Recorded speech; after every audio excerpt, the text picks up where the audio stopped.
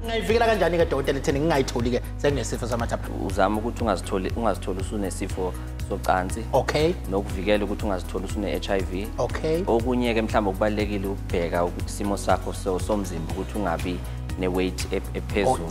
So udle ngendlela eyiyona, u-exercise ngendlela eyiyona. Sengishilo ukuthi uya-exercise. I-exercise nayo ngokwayo mayenziwe ngokweqile siyaye sikubone kubantu abafana njengalabo abagijima oma-comrades. Ngiyathanda uma uyithinta le ngoba khona wakwasho wathi nakho uku-exercise uma ungakwenzi correct kungalimaza bese ugcina usunazo izifo. Mhlawumbe ungakuyithi nje insika kancane leyo. Ngokujwayelekile ngesilungu siyaye sithi i-stress injury which means ukuthi njengamathayi wakho uma uhamba ngemoto mangabe asahambe kakhulu ayaphela.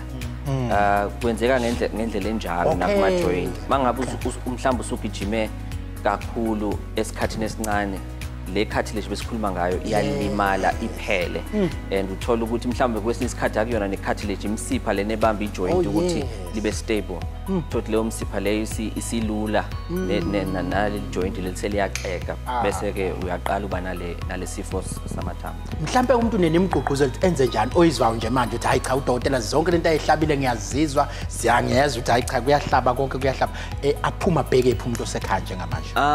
Uma ngabe inkinga umuntu enayo angaqala kumtholampilo ngasekhaya. Okay. Ngoba bayakwazi ukuthintana nathi kanti nathi asikho nje la eGrace kuphela siyaye sizivakashela indawo ezifana njengoMadadeni, Ladysmith bese seMadadeni nje izolo. So bayakuthola ukusizakala ngokuthi baye umtholampilo uzokwazi ukuthi usithola kanjani.